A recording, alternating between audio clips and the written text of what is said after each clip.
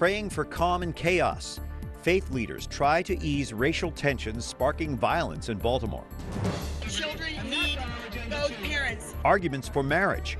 The Supreme Court hears historic arguments in cases attempting to redefine marriage. Moral commitment. The UN Secretary General hails Pope Francis as a moral leader on climate change. And corporal works of mercy. Jesuits provide some of the basics to Nepal's earthquake victims. Those stories and more on EWTN News Nightly for Tuesday, April 28, 2015.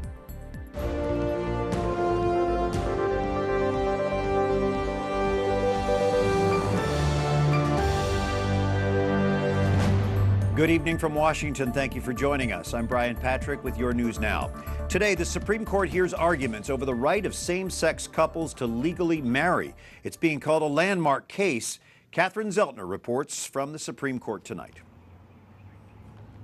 Brian, today's oral arguments lasted for an unusually long time, over 2 hours. Justice Anthony Kennedy, who could be the deciding vote on this issue, asked skeptical questions to both sides. He wondered aloud if the public needs more time on the marriage issue, because it's been understood to be between one man and one woman for millennia. Do same-sex couples have the right to marry? And are states required to recognize those marriages? Today's Supreme Court case comes from Kentucky, Michigan, Ohio, and Tennessee, 4 of the 14 states that ban so-called same-sex marriage. In oral arguments today, those who want to redefine marriage say the Constitution gives gays and lesbians this right. But opponents say, let the people choose, not the courts. There's nothing in the Constitution about the definition of marriage at all. If we want to continue to be able to talk about this issue, the court should not take it out of the hands of the people, that we should allow the debate to continue and see what states do and see the impact of that on marriage. In arguments today, questions about discrimination and the children of same-sex couples were raised. Justice Antonin Scalia voiced concern for ministers who don't believe in redefining marriage. I don't see how you could possibly allow that minister to say, I will only marry a man and a woman. I will not marry 2 men. But all eyes and ears are on Justice Anthony Kennedy. He authored the court's opinion in 3 of the recent cases expanding gay rights. Today, Kennedy was cautious about redefining marriage. This definition has been with us for millennia. And it's very difficult for the court to say, oh, well, we know better. How Kennedy ultimately sides will likely decide the High Court's ruling. The president of the U.S. Conference of Catholic Bishops today says marriage is and always will be a union between one man and one woman. He prays the justices will maintain the state's ability to protect that truth. A ruling from the High Court is expected in late June. Brian. Thank you, Catherine Szeltner. Loud voices for and against the redefinition of marriage are being heard on the steps of the Supreme Court. Wyatt Goolsby talked with activists on both sides of this divisive issue. God's word is as sweet as honey. From Bible readings to patriotic tunes and heated arguments. God loves sin, but he hates sin.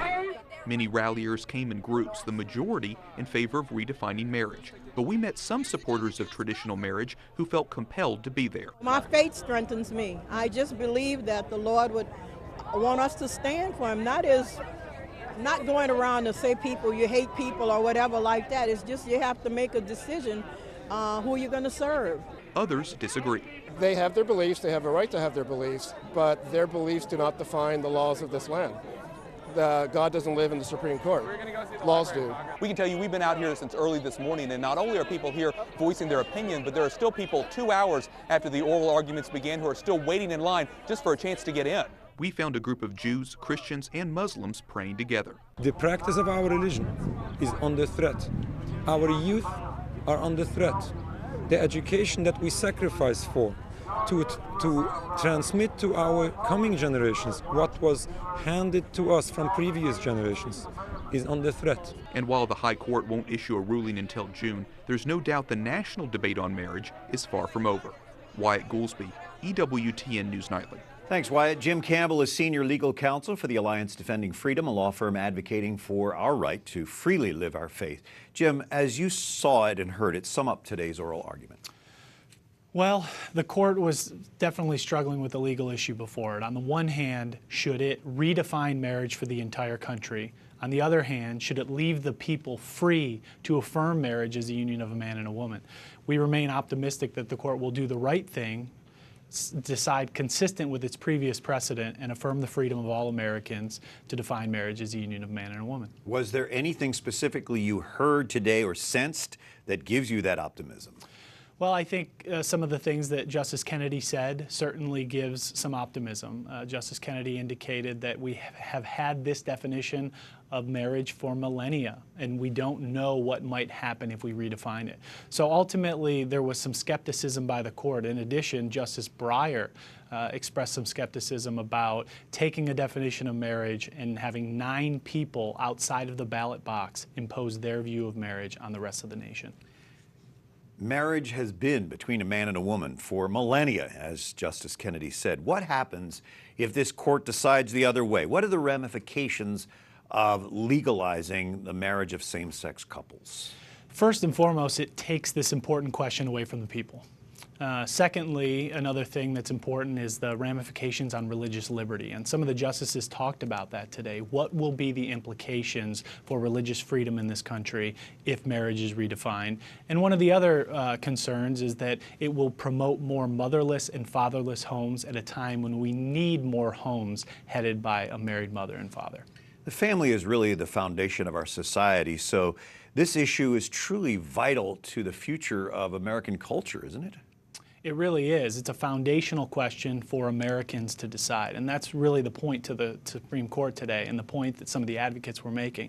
We should let the people decide this because this is a fundamental issue that affects us all, so let's let the people weigh in and decide it. And the polls show that the majority of Americans support traditional marriage. Yet there's always this discrimination cry that comes out when we say, you know, marriage between a man and a woman, you're seen as being bigoted or discriminating against gays. How can we stand up for traditional marriage and at the same time counter those accusations? The government, people, we all draw distinctions all the time. The question is it a legitimate distinction or is it an illegitimate distinction? Here, we're talking about marriage, the purpose of which is to connect children to their mother and father. So to treat an opposite-sex couple different than a same-sex couple makes perfect sense in this context. Jim Campbell with the Alliance Defending Freedom. Thanks so much for joining us on EWTN News Nightly. Thanks for having me.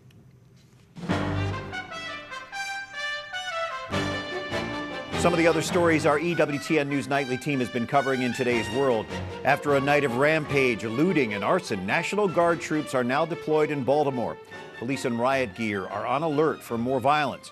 Riots erupted after Monday's funeral for a young black man who died while in police custody.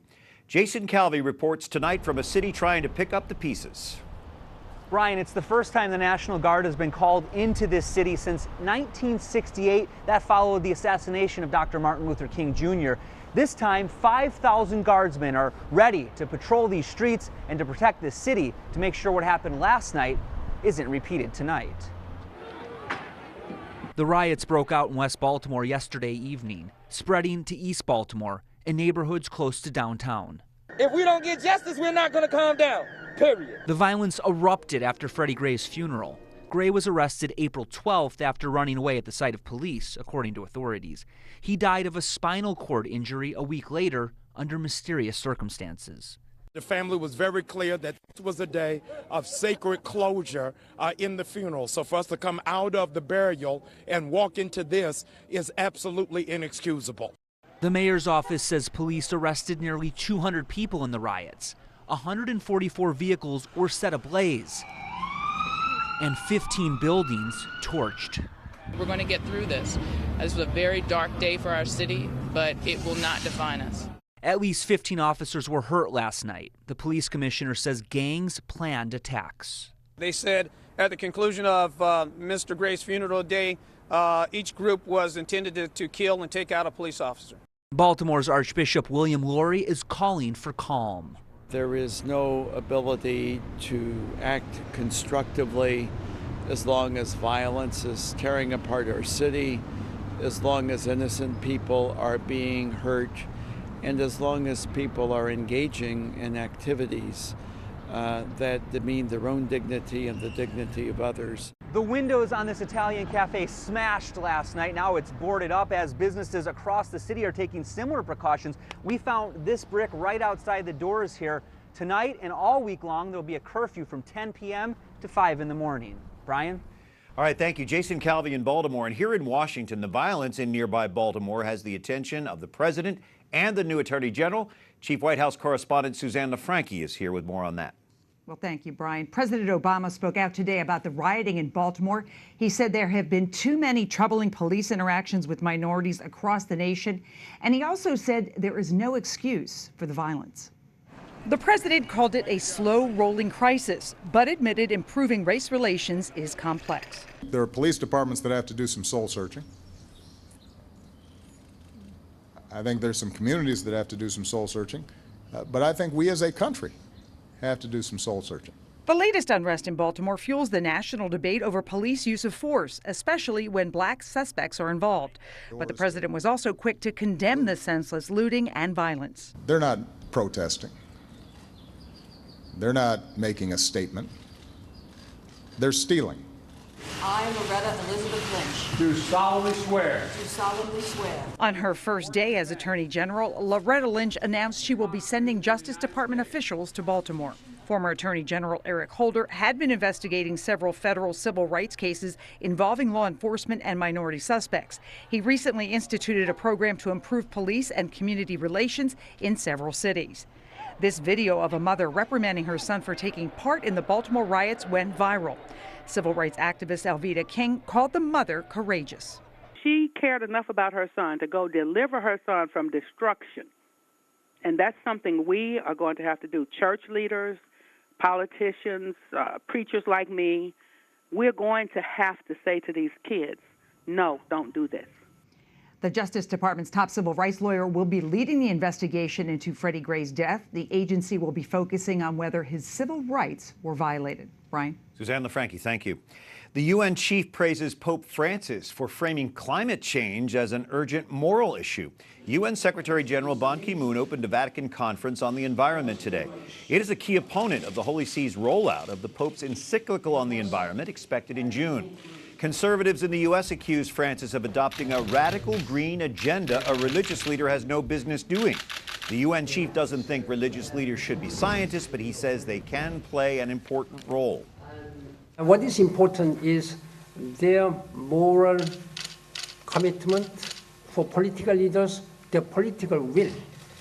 That is important, to mobilize the will of the people and to lead the people. Vatican officials say all humanity has a duty to protect our planet, which supports human life. Francis himself says he hopes the encyclical will help influence the discussion on climate change. The Holy Father also met with the president of Ecuador today. Rafael Correa is in Rome for the Vatican Conference on Climate Change. He talked about government policy in his nation for reducing carbon emissions. Pope Francis plans to visit Ecuador in July. Coming up, a Jesuit priest describes the overwhelming task of helping thousands of Nepal earthquake victims. And Pope Francis calls for apostolic courage to keep Christianity vibrant in today's society.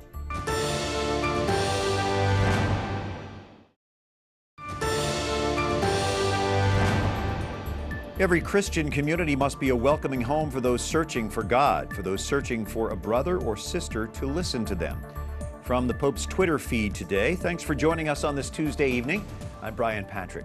Rescue efforts continue near the epicenter of the Nepal earthquake that killed more than 4,600 people over the weekend. Today, 250 villages are feared missing in a new mudslide. Crews are pulling victims from the rubble. Rain brings even more trouble for the tens of thousands of people left homeless. The UN says 8 million people have been affected by the quake and 1.4 million need food. The U.S. government says aid is on the way. We are sending a nearly 130-person disaster assistance response team to conduct assessments, coordinate the humanitarian response, and provide search and rescue capabilities, along with 45 tons of cargo. The Vatican also sent an initial donation of $100,000 to help the quake victims. We're connecting with Father Augustine Thomas, a Jesuit priest in Nepal, using Skype tonight. And you've been visiting destroyed villages there. What are you seeing and hearing from the people, Father? At the moment, only misery. We walk into any place in Kathmandu or out suburbs or the villages outside the valley. All that we can see is sad faces, destroyed buildings, and people sitting outdoor looking for shelter, looking for some food. And all that we can see in the air is sadness. How have you been able to help them, or are you able to help them? We actually made a survey of the villages that is outside the valley, where the government and the other agencies have not been able to reach. Our own team went to a village, district called Dading and a village called Gale Gati, which is 60 kilometers away from where I am at the moment. And we distributed at least some roof, makeshift tents, and the food materials for their immediate survival. And we continue to do today also. We visited another village in Kavre district. We hope to cover 4 more villages tomorrow. And our target group is more outside the valley than what we have inside the valley.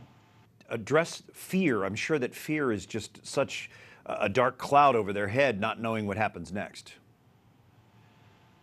Well, at the moment, because the aftershock has been so regular, and this fear has become part and parcel of every Nepalese, especially in these districts that are affected. But also on the other side, people also have begun to live with it. For example, yesterday there was a big tremor at 9 o'clock, and I decided not to walk out. I stayed on, so got so used to it. And I saw many of our neighbors also remained indoor. So I think that slowly, by experience, we are trying to cope up with it now. And because so many people are living outdoors, does this present health issues? Are you concerned about disease at this point? Definitely. The certain flu and diseases that have spread in the big tents and big grounds that they have set up is spreading, and that has become an immediate issue at the moment. What is lacking in the area is good sanitation, and that definitely causes hazardous for the health.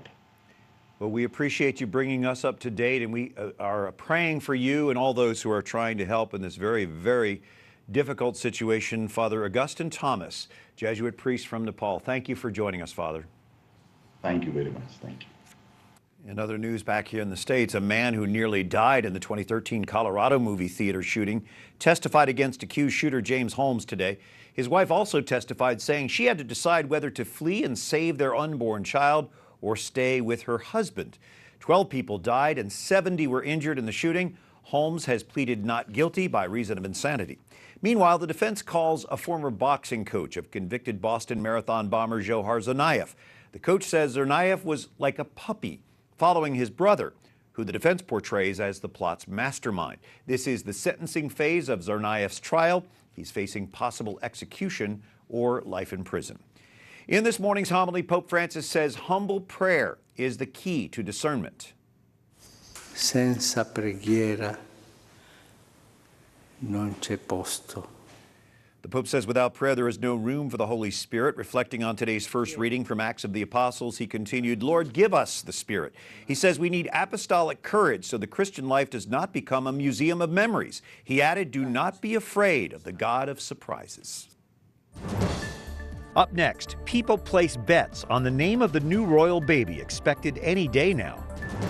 And those waiting in the cold for news of the royal birth are treated to fresh pastries.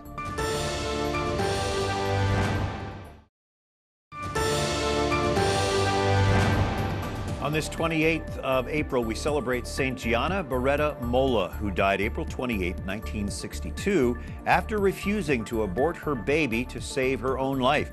St. Gianna, who was a doctor, is the patroness of physicians, mothers, and unborn children. Thank you for joining us on this Tuesday evening. I'm Brian Patrick.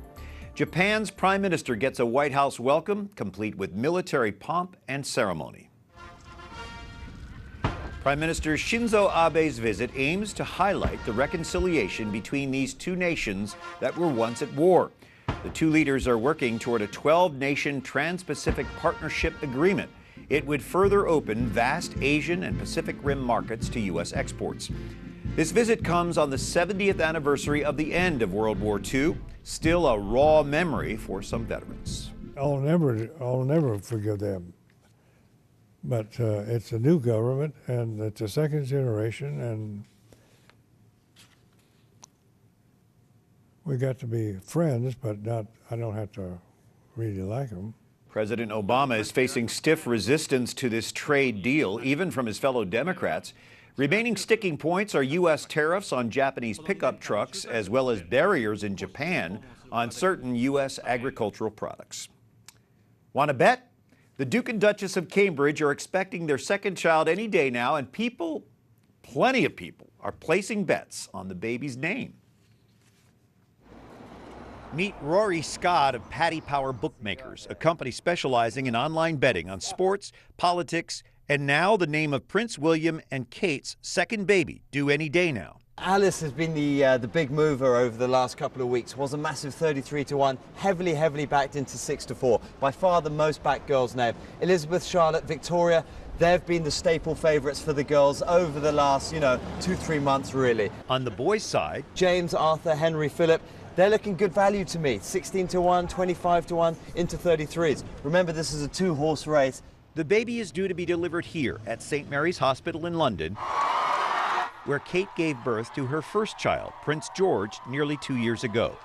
But the royals want to avoid a replay of the media circus that built up around the hospital back then, so authorities aren't allowing the media to camp outside the hospital until the Duchess of Cambridge goes into labor. But they're camped out already, and the royal couple treats the die-hard fans to a sweet surprise today. People camped outside the hospital enjoyed coffee and luxury palace treats. One man says he's touched by the generosity of William and Kate. They're thinking about us, and we were cold. I know, we were extremely cold. It was very cold last night, and they thought about us.